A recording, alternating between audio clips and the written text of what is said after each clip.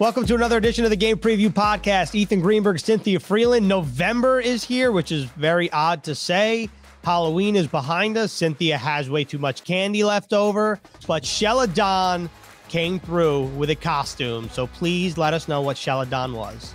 He was an adorable cowboy. I'm sure it was some sort of children's show that I don't know. It wasn't Toy Story. I would have known that. But I think I kind of had to pretend like I did know because I didn't know. But, you know, it was like, oh, he's this. And I was like, it's a cowboy. So he was adorable. I tried to give him all my candy because I didn't get any trick-or-treaters.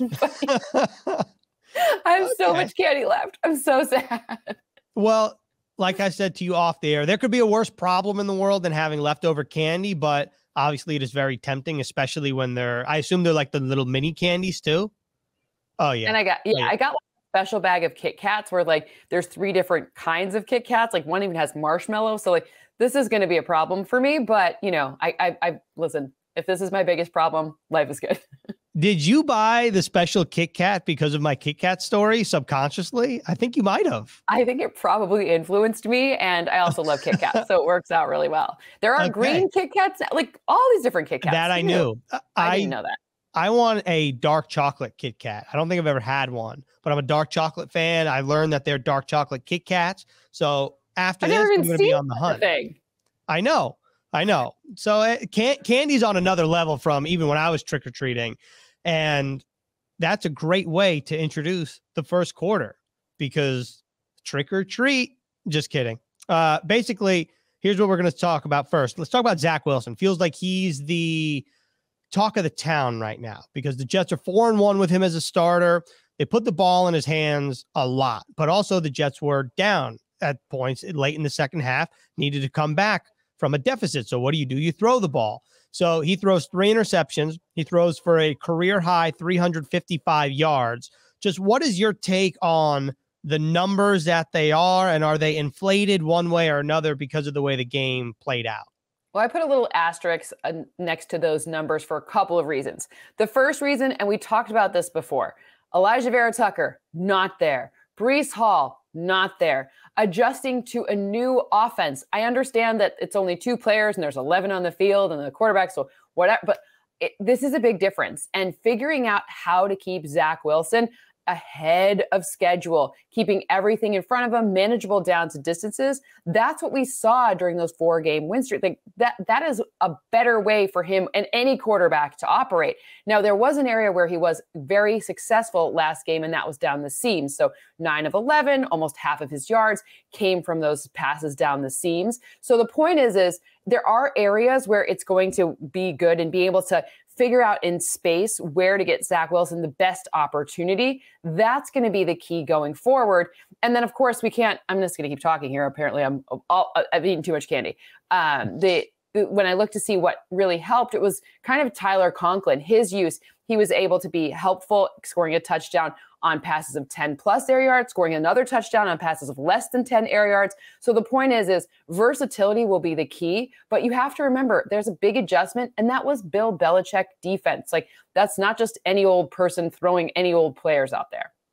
So if you're a Jets fan right now, either watching, listening, both, what is your message to Jets fans specifically who feel like not that the world is crumbling around them, but that the outlook of this team is vastly different after one loss with the Jets still being 5-3? I mean, look, I think the thing that here's the pros and the cons. I'm with the fans because the thing that we've seen Zach Wilson be good at, like play action, that didn't work. He was 4 of 9, 68 yards, threw a pick using play action. So that's kind of the bread and butter. But remember, you only had James Robinson on the field for 21% of snaps. He's brand new to the team. Michael Carter, of course, is part of the team, but adjusting without Breece Hall is a big deal. And Elijah, so the point is there are some, it's not perfect. And I'm not saying don't freak out at all, but I am saying that, look at things in context and look at things with a discerning lens, because it's not the world is falling, the sky is falling, everything's bad. It's not all Zach Wilson's the next Patrick Mahomes either, right? It's somewhere in between. You have to wait and see. Obviously, this test against the Bills, that's the number 1 scoring defense in the league. So it's not the best situation to be going into next after throwing this interception and, changing the outcome of that game. Understandably so, but there are a lot of other points to speak to in the game too, where things could have been different. So again, I think namaste, but not completely free of, don't relax, but don't freak out, like in between. So, and like moderation, somewhere in the middle. Moderation's key. So here's the thing with the Bills this weekend, you kind of alluded to it. Bills defense is great, and they might not be ranked the number one passing defense. They might not be ranked the number one rushing defense, but they are a damn good defense all across the board, specifically when we're talking about throwing the football, because we're talking about Zach Wilson. If Jordan Poyer, who is dealing with an elbow injury, does not play Sunday, how much of a loss is that to Buffalo's secondary? Huge loss. Obviously, with Micah Hyde already out, the Bills were really operating from using a two safety shell as like their main key driver for their defense. Last year when Tre'Davious White went out, that was what sort of saved them and helped keep their season alive, was the two safeties. And zone defense, is right now, it's one of those things where quarterbacks, especially younger quarterbacks, they're not as able to diagnose it. So two safety shells have been conferring a competitive advantage. Now, I will say, I just looked and I just checked, and as of right now, I saw something where Sean McDermott was like, I'm not ruling Tre'Davious White out. So that could temper if no Jordan Poyer, but you get Tre'Davious White back. Obviously, corner safety, a little bit different position, but Tre'Davious White's one of the best in the league. And even though he hasn't been playing, you have to imagine if he's out there, he's going to exact some punishment on anyone that's trying to line up wide, especially. So, you got to take it all as a whole, not just like one individual part. And the secondary has been operating pretty effectively and efficiently, even though they've had a slew of injuries. Including Tre'Davious White, who did not play in the first 7 games of the year. To your point, he had to get activated after his 21-day window. And then Sean McDermott, right now, as we record this, like you said, he's not ruling him out, but he's also not ruling him into play. So we'll see what happens there. And for the Jets receiving core, Corey Davis, his status on the fence for Sunday. He did not play last week. Garrett Wilson went over 100 yards. We'll see if Corey Davis plays this week. But what did you make of the receiving core outside of Corey Davis, or without Corey Davis, for the first time this season? Well, the good news is, and by the way, there's a strong argument to be made that Garrett Wilson should be talked about in this Rookie of the Year, Offensive Rookie of the Year category. I'm looking at his versatility.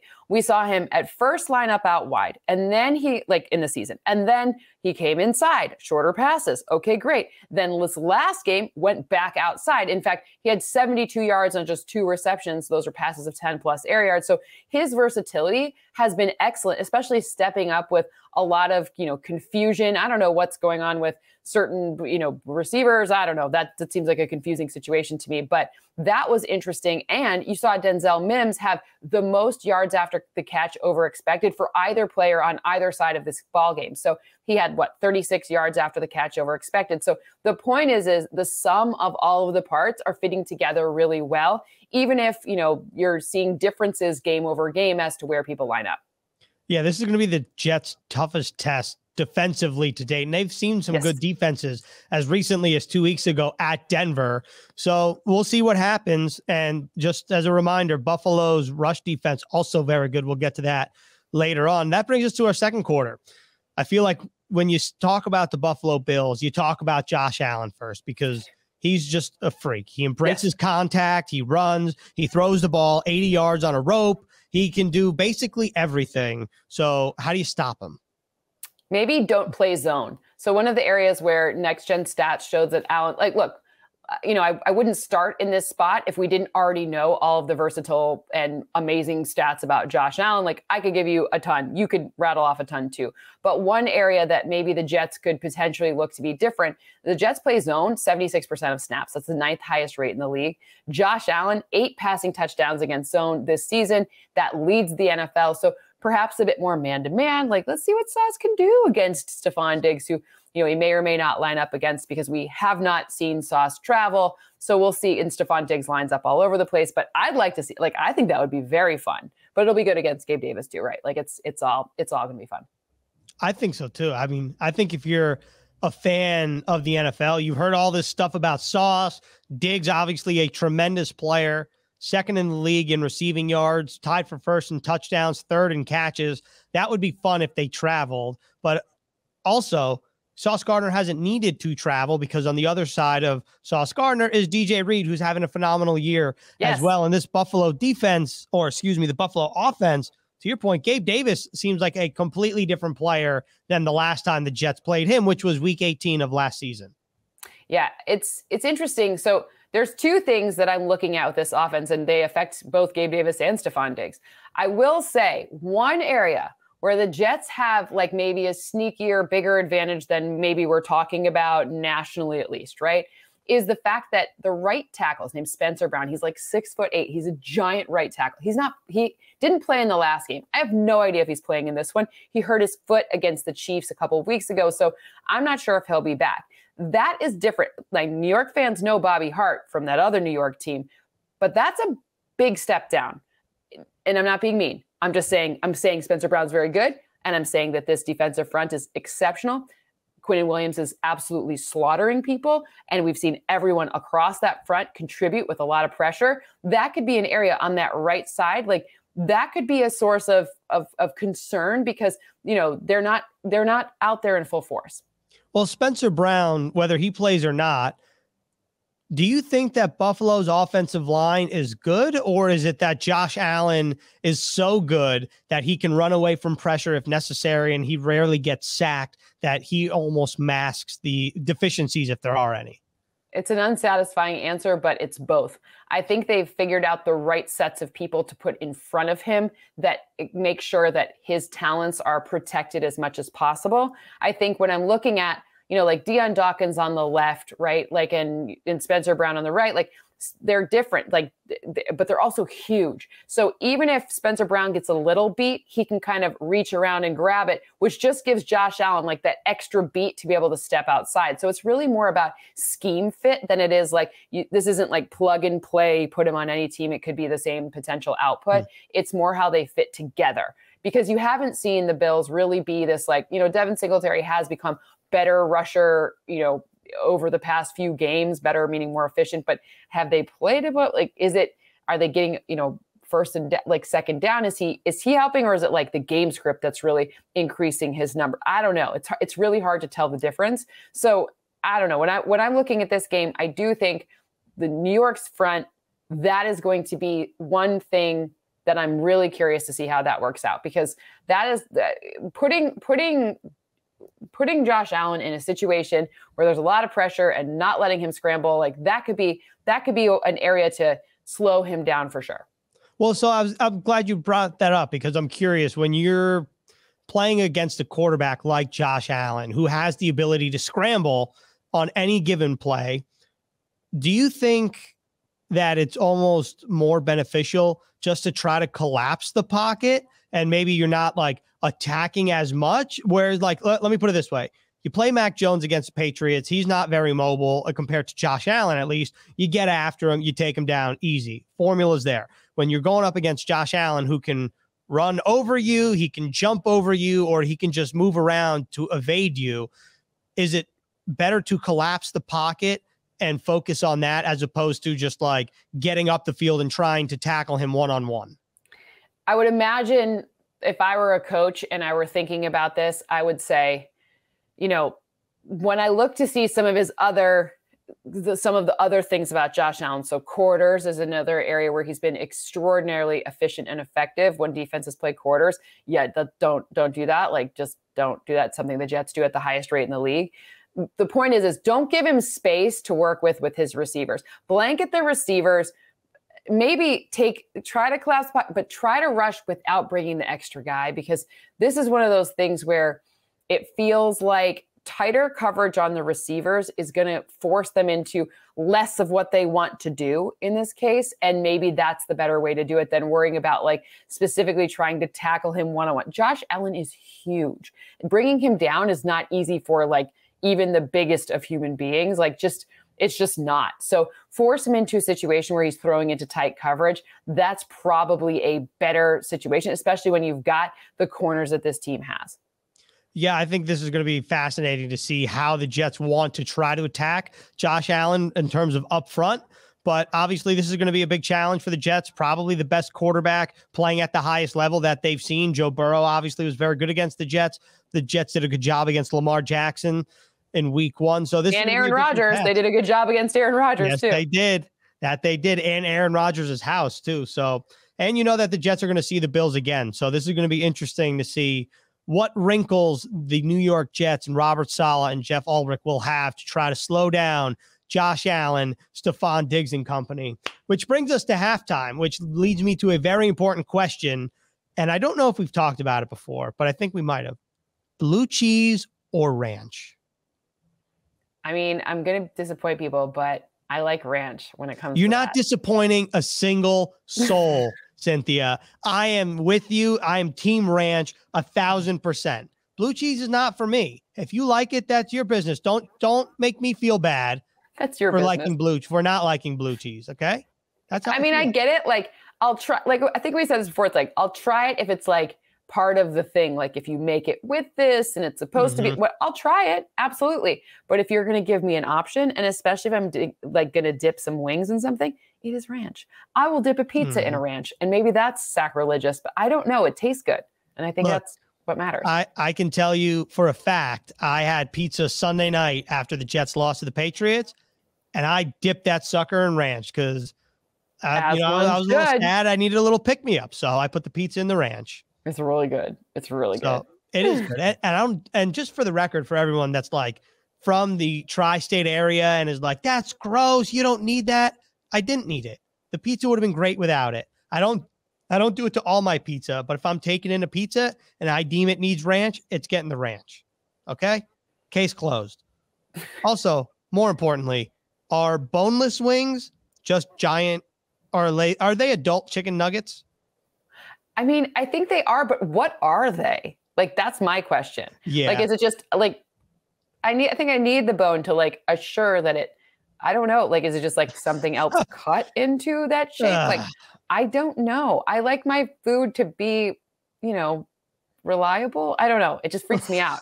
I'm like, why? Where did the bones go? I like that. Reliable. I could kind of see like the wheels turning and being like, what's a word that's not like an animal or like a bone? Is like, yeah, reliable. Yeah, the source. You can you have to avoid the source when you're eating. It makes sense. It seems to click, yeah. Okay. Also on the buffalo theme, in terms of a wing, you order buffalo wings. Are you going mild, medium, or hot? So I'm going to go hot, but I actually prefer a barbecue wing to any of them. Like, I like the buffalo sauce is good. I get it. I understand why, but I think like, why wouldn't I want a really tangy, like a little sweet, a little like special barbecue sauce? Like, I agree with you. I can't believe that you went hot. I go medium. I just feel like you talked about it in the beginning. Fans are over here. Fans are over here, right in the middle. That's where I'm going. Mild, hot. I'm medium every time. The Goldilocks of wings. That is me. I am Goldilocks. Also, as someone who's familiar with Buffalo, obviously the Jets play the Bills in Buffalo later this season. If you were to recommend somewhere to get wings, where would you tell them? Bill's Bar Bill. It's not quite in the city. You have to get an Uber and go there, but it is totally worth it. Bar Bill, best one. I tried them all too, because I was like, if I'm going to be here and I'm going to do this, I'm going to try every single one. Some people think like Anchor Steam. Some people like you get a lot of different, there's actually a good place for pizza called Bada Bing, and that's like if you're staying in the city. Bada Bing? Oh my God. Bada Bing, which I love. If you've seen The Sopranos, you know that is not a pizza joint. I got pizza from there. It's pretty good, but, and I got their wings too. They were good, but Bar Bill is the best one. Okay. I've had Gabriel's Gate. I like that a lot. I thought that was pretty good. I have not been in 2 years though, but I remember thinking, wow, these are pretty good compared to some of the other mainstream Buffalo. Wait till you try Bar Bill. It's good. But there's a better place called Aroma Trattoria, and that place, as for like if you're gonna go to like dinner there, bellissimo. Okay. It's wonderful. I was gonna say, with the Italian name, I don't think I would get wings there. No, don't That's get just the like wings. dinner. But dinner. that's my life. It's just this cute little neighborhood too. Like it's a good experience. Like if you're going to go up there and you're going to do the whole thing, that's a great spot to go. Okay, you got it. We'll revisit this when the Jets play the Bills in Buffalo. Now we need to do halftime for that episode. But in the meantime, we're plowing on ahead to the third quarter. And let's start with Stefon Diggs. We talked about it a little bit with Sauce Gardner. But Diggs, it's rare that we've seen, I know this is like going back a couple of years. I feel like it's rare where there's like a win-win trade in the NFL. Vikings, Bills, Stefon Diggs seems like a win-win for both parties. And since he got traded, feels like Stefon Diggs has just been like on another level in terms of his play. Yeah, I mean, like he has the most yards on a hitch route this season, the 7 touchdowns and 0 interceptions between he and Josh Allen for a 140.4 quarterback rating is the highest in the NFL amongst duos with at least 50 targets. Like it fits, like they fit together well. And I mean, Gabe Davis coming on and maybe Stefon Diggs allowing for Gabe Davis to really emerge as this like really huge force. Like it's all sort of working together. They did a masterful job of figuring out that trade, and it is win-win. Like I think we kind of, maybe we're seeing the starts of that with Tyreek Hill with the Dolphins as well. And obviously that's interesting with the Chiefs because they're both AFC, but it's an interesting to see the, like, if they're both going to be such great trades. Well, you mentioned Tyreek Hill. The Jets did a really good job against Tyreek Hill in Week 5 at MetLife Stadium. Obviously, they were not playing a quarterback of the caliber of Josh Allen. But when you look at what the Jets have done at home against Tyreek Hill, held to 47 yards, Jamar Chase in Week 3, 29 yards. Is there anything that you think that stands out about the way that they played those guys? Maybe you're like, you know what? I think maybe that was a good formula. We're going to do that, or we're going to see that again Sunday against Stefon Diggs. Well, I talked about, the man coverage situation. And if you look to see specifically Sauce Gardner with man, he's allowed just 26 receptions or receiving yards on 100 man coverage snaps. 26 yards. That's nothing. So play man, Sauce will be helpful with that. Also, he's tied for the NFL lead with 12 passes defensed. That's tied with Trayvon Diggs, who was obviously pretty good with that. So I'm saying play more man and see how that goes. That's something that I'd be looking for in this game just in general. What do you think is, if I were to present you Gabe Davis's numbers without watching film, I just showed you the numbers, like what would you imagine the story to be? And for those who are unfamiliar with his numbers, I'll read them right now. He's 5th on the team in receptions with 16. He's 2nd on the team in receiving yards by a long shot with 418 yards. The next closest is Isaiah McKenzie with 170. He also has 4 touchdowns for an average of 26.1 yards per catch. The numbers alone, what's the story of Gabe Davis? The story of Gabe Davis is deep passing, stretching the field vertically. The story of Gabe Davis is being able to haul in balls that are thrown at him at 61 miles per hour. Okay, let's put some context on that. What does an average playoff caliber quarterback, what would you guess? How many miles per hour on, obviously they have to be deep passes, right? Because you're not going to throw a 10-yard pass like 60 miles an hour. Like that would be uncatchable. So those deep passes, an average playoff quarterback over the past 8 seasons, how fast do you think they throw the ball? I don't want to lie. I would say 42%. 55 miles per hour. They throw 50. That's the average. Josh Allen regularly whips him off 61 miles per hour. It doesn't sound like a big difference, but remember, the football is not small, and that is 6 miles per hour. That is more. That's huge. So Gabe Davis is really able to, he must have like really strong hands. He's a very scary tattoo on his I can't remember if it's his right or his left calf. You can check it out. It's terrifying, like nightmare fuel, scary Halloween looking face, like very scary tattoo. And I think like that's because he can catch those really, really, really deep, very fast throwing balls. What makes the tattoo so scary? It's like a scary clown face. It's very scary. It's very scary. You'll see it. Okay. Yeah. I'll be on the lookout now. Okay. Good to know. So, I mean, maybe hopefully he'll cover it so children won't be frightened, but I'm pretty terrified of it. I see. It has obviously haunted you for a little bit now. I think about it a lot sometimes, Okay. Well, in terms of the Bills receiving core, outside of those guys, Isaiah McKenzie's shifty guy, Dawson Knox, a tight end. He's a reliable target. Yeah, I feel like he's like an underrated tight end. Aside from Diggs and aside from Davis, Josh Allen's X factor is who? That's a great question. I think that it's interesting to see that they got Nyheim Hines at the trade deadline. Interesting. And traded away Zach Moss. Zach Moss had been inactive. I think it's like some version of trying to figure out their running back situation. They want the pass catching guy. Like Devin Singletary's obviously done what they thought, but I don't know. They drafted James Conner. He's had a couple of drops, but remember, he's a rookie. That does happen. But I also think maybe in this game, let's take a look to see if, and I'm going to say this the proper way, but I sound like a jerk saying it because it's like, whatever, Khalil Shakir. It's not Khalil, it's Khalil. It's hard to say. Shakir. Khalil. And yep. So he's their rookie. He drafted him. They drafted him this past season. He's a slot guy. That was his thing in college. That's where, he did a ton of damage. They're trying to figure out the slot. Remember a couple of seasons ago before Cole Beasley went off his rocker, he was a very good and reliable option in the slot on third down for Josh Allen. So that's kind of what they've been looking to replace. And Isaiah McKenzie has been seemingly that guy, but he's also had some turnovers that have been quite costly. Remember, Josh Allen actually, he's kind of turning the ball over quite a lot this season. I mean, one of the highest turnover, situations in the league. I guess it hasn't punished them yet, but that is a big deal. So they're trying to shore that up and figure that out. And, they did bring in Jamison Crowder this offseason, but again, injuries and, a lot of other things have happened for that. But obviously Jets know Jamison Crowder well, but the slot has been something they've been trying to figure out. Yeah. And I've always heard when you have 3 running backs, there's some people that say when you have multiple running backs, you don't have a running back.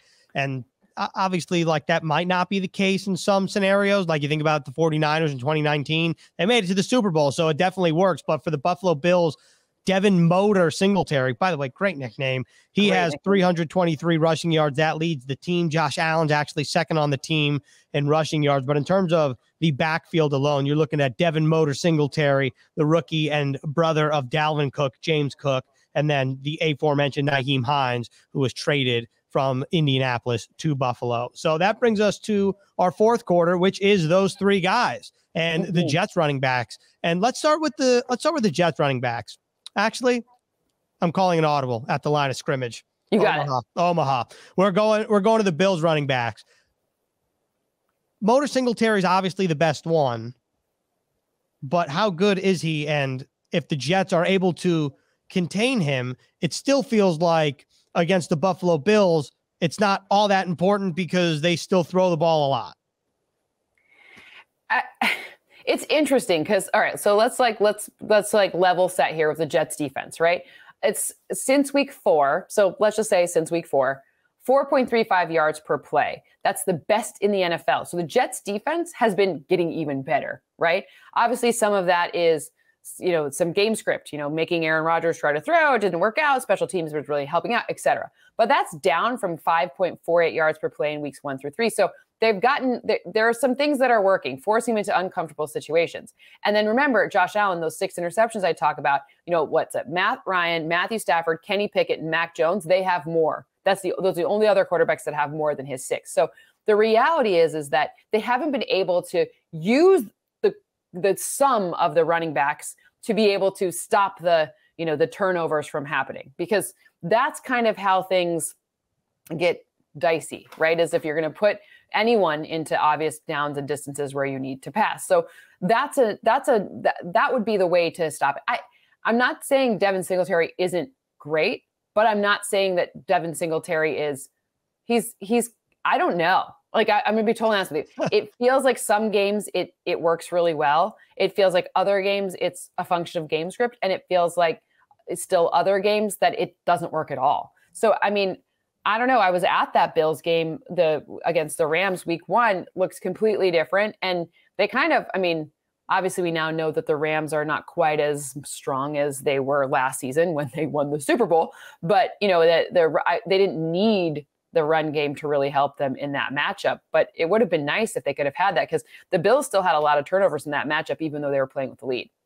Yeah, I feel like I get the sense that Devin Singletary is kind of an enigma Like, he's just kind of a mystery. And like one game, to your point, he might be really good. And the next game, he might be just okay. And the consistency level doesn't feel like it's quite there where you really know what you're expecting out of Devin Singletary every week. However, I will say the book on him coming out of college is that he's very good at making people miss. Against the Jets, he's done that pretty well, especially week 18 when these teams last met. He was very good against the Jets in what was an extremely cold game in Buffalo. And so let's wrap up talking about these Jets running backs, because Michael Carter, James Robinson seemed to be the two top guys. Ty Johnson took 19 snaps. That was a season high for him. But when it's all said and done, do you expect this to be Michael Carter and James Robinson close to 50-50? Or do you think kind of what we saw with Breece Hall, he started getting the bulk of the reps? Do you think that's going to be the case with James Robinson? I feel like if anything, it's going to somehow become the case where look, this is based only on what I've seen from James Robinson elsewhere and what I've obviously in Jacksonville and what I can forecast from seeing Michael Carter. I think it's going to be perhaps game by game, a different situation. Maybe it's 50-50. That, I don't know. I think that we'll likely see both of them on the field together. That seemed to be a winning situation when Breece Hall was playing. And we only saw James Robinson play 21% of snaps last game, so 20.7% of offensive snaps. So I don't know how they're going to fold him in quite yet. And maybe that's an advantage. So figuring out how to keep Zach Wilson from doing anything that would cause a turnover is probably the focus. So, shorter, but also stretch the field with some dynamic looks ahead of the snap. Like, that's going to be sort of what I would imagine some version of how they attack this one. And I would think there's probably some specific plays for, each running back that suits their skill level. And the Jets last week against the Patriots ran a season low 15 times total. And obviously some of that had to do with the way the game was playing out. But for the Jets to win this game against the Buffalo Bills, is it more important this week than ever to try to run the ball and try to control the clock and try to keep Josh Allen and Stefon Diggs off of the field? Because it feels like they can score in 50 seconds with no timeouts. If you really needed them to, they could find a way to do it. Yeah, I mean, I think that not abandoning the run game, because the idea will need to be to keep, like, if play action can work, then Zach Wilson can work. If the run game stays strong so that you can use play action off of that run game and really sell it, then that's a much better way to keep Von Miller away from you. Like, this is a problem. Like, they're a really good pressure front too. And with changes at the O-line, like, let's just take the higher probability road here, right? So I don't know if it will mean short passes that imitate a run, but I do think it is about staying on schedule. Figuring out however they need to adapt to stay on schedule to exploit the mismatches if there's maybe no Jordan Poyer, or maybe there's no Tre'Davious White or Jordan Poyer. And then you've got a bunch of secondary members who are very young. And whether or not, like, they've done a good job, they're still young. They haven't seen everything. And there's a lot of tricks you can throw at them to potentially confuse them. So I think it will be finding and taking advantage of the areas that are really effective. Like I said, we started this talking about how, Zach Wilson was good down the seams last game. And that is an area where wherever the hole is, wherever the space is, keep getting it to that space reliably. So you're not asking Tyler Conklin to catch a ball with like 2 inches of space from the defender, right? So keep it in areas where you're giving more cushion, more separation.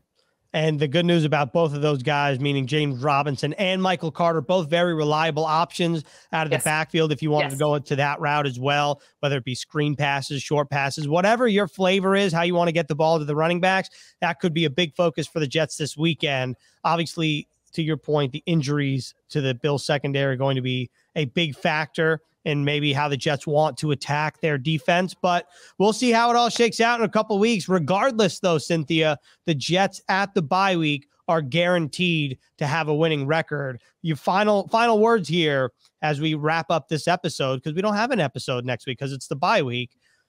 What are your thoughts, just generally speaking, about this Jets team, maybe that have changed from the beginning of the year to now, and looking ahead, what's a realistic second half of the season look like for the team?